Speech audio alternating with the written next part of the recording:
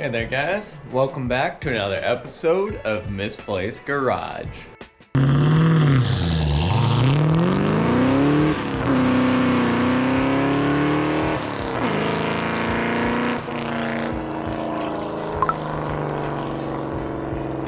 Today, I'm going to be working on my 1974 Triumph Spitfire with a Miata motor in it. If you didn't see last video, be sure to check that one out. This is a 1973 Suzuki TS250 and I'm kind of saving it from its previous owner basically. So that bike should be ripping here soon. But today, I'm going to be measuring for the drive shaft along with wiring up the headlights and the side signals here. So the painless kit came with some headlight adapters, and basically this would work if these headlights were a newer style, but I am going to keep these for when I do replace the headlight housings. I can't use these because they are the old style obviously, and there's nothing actually to plug into on the back side of the headlight there, if you can see. So I basically just have to splice some wires together.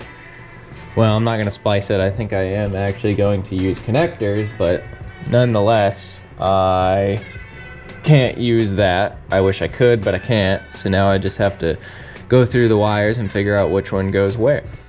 So basically what's happening here is I have two sets of wires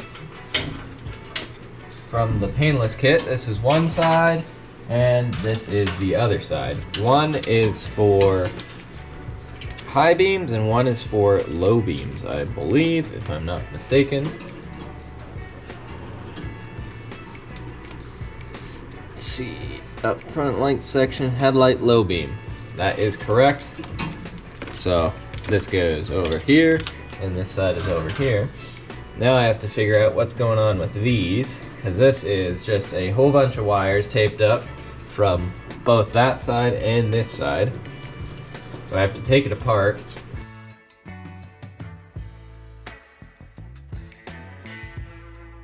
I'm not a very big fan of the way Triumph did this. As you can imagine, the Lucas wiring, the Prince of Darkness, is not very good at what he is, and that's why he's the Prince of Darkness. So they basically spliced both headlights together and then ran one wire back to the fuse box. I don't even recall taking a fuse box out of this car. It had glass fuses, so that in of itself is not real great. I think I'm going to redo this and basically chop out this entire middle section, run each headlight separately, because this kit comes with separate headlight wiring, which makes sense to me, so you're not heating up one wire way too much, because these are old halogen headlights, so the wiring will get warm. And now I've got two separate harnesses here, to which it'll make it a lot easier. I'm going to separate the turn signals and side marker lights, because I don't currently want to deal with those at this very moment. I need to splice a wire in from these turn signals down here on either side, bring the wiring up into the side marker. And if you look farther up in here, somebody has done us the favor of splicing it and then just wrapping that with electrical tape. So that's not very cool, not a good way to go.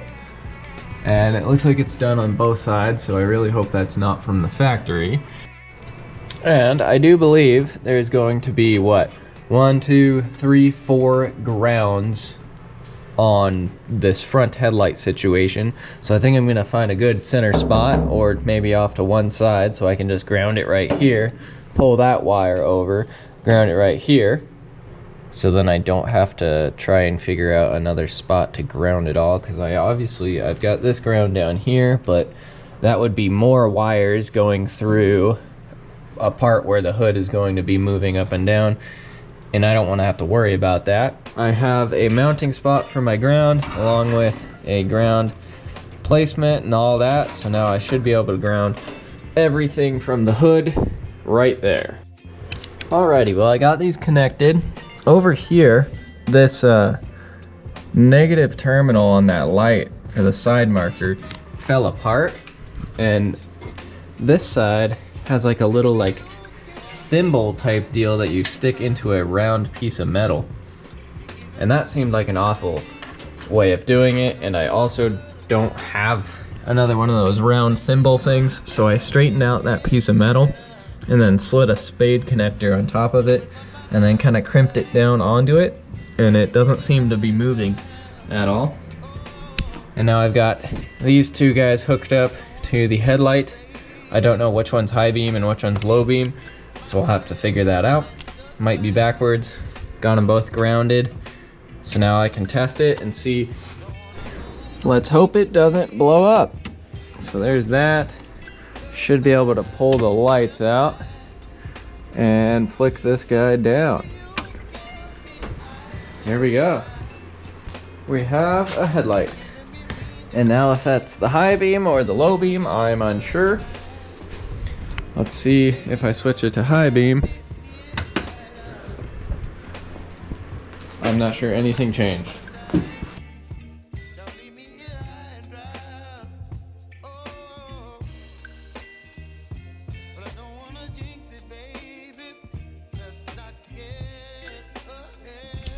And now I did get the lights working, so I have the lights off so you guys can obviously tell. Turn a couple of switches on. Some of the lights will come on, kind of like the daytime running lights up here. Or no, I'm not on that setting. Anyways, I'm gonna flick the headlights on, so if I can reach it. There are some of the headlights. Both of them are on and functioning.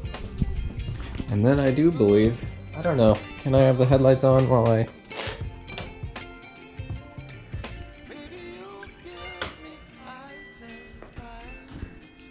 I'm hearing some kind of sound. Not sure what the sound is, but you got the daytime running lights. Both of those are on. Then I also wired up these side marker lights. This one, the light is functioning. That one's not. That one's not. But that one is. And I'm hearing some kind of sound. Sounds like up here in the throttle body area. I don't really know why. But there's a sound there. Anyways, the running lights are on. I kind of wish that I would have wired these so that they were blinkers, but that is what it is. Now that I got the headlight wiring kind of complete, I need to measure for a drive shaft, and a custom drive shaft I've never ordered before, so you guys are going to be learning along with me. Got my trusty tape measure here, and we're going to go in and take some measurements. I would like to say that I know what I'm doing, but I'm afraid I don't.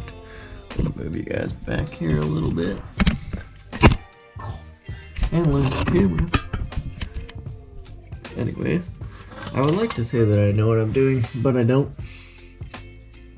And another part of the problem is the fact that I still have the yoke on here. We have now created another problem. Basically, the problem that I'm having is the yoke on the transmission, or I guess I wouldn't call this the yoke. This is like a U-joint. Can't come out because of this. And I don't want to cut this out, obviously, for obvious reasons. So I have to beat part of it up with a hammer, I think, and hope that it slides out.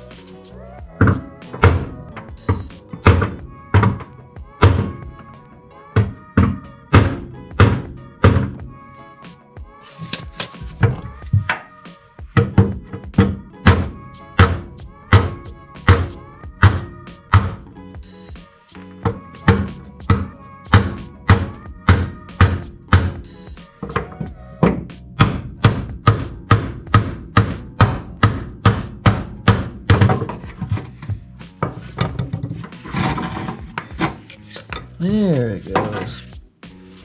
It just needed a little convincing. That is all.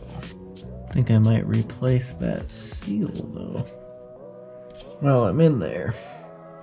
That's not the proper way to remove a drive shaft part, but I'm here to tell you that it worked. So to my understanding, up here if I can get a video of it, there is a dust boot and then there is a seal. And I believe this is the dust boot. And then the seal is on the inside, so it's this metal ring, more or less, if I'm not mistaken. Because I do feel two pieces of rubber, so there's this one. And then if I shove my finger a little bit farther in, there is a oil seal there. And that is what you actually have to measure from to all the way back to the rear flange. And so if I'm taking my measurements correctly, not from the dust boot, but from the actual seal itself, I'm looking at 30 1/8. 30 inches and 1/8. Double check my measurements, because that should be the legitimate seal. Yeah, 30 1/8, no matter where I go on this pinion flange. And so now I took some measurements of the drive shaft, and it looks like my total length is going to be 30 1/8. And then the pinion, the yoke flange, looks like it is 4 bolts that are 3 inches spaced apart. So to my understanding, that's all the information that I need to give them. I think they'll send me a new one of these guys. Anyways guys, I'm gonna leave this video here. Got the front lights sorted out. I got the drive shaft measured and it will be ordered. They're going to give me a quote because I'm ordering it from an online website, and they say it's about 4 to 6 weeks to actually receive the drive shaft, so it might be a little bit of time before I can actually drive this, but it's getting there. You know what they say, the last 20% takes about 80% of the time, so what can I say? It's still pretty far. There's probably more than 20% left, but not a big deal. I got some stuff to work out and other cars to work on. Anyways guys, if you liked the video, please consider liking, commenting, and subscribing, and I will see you in the next one.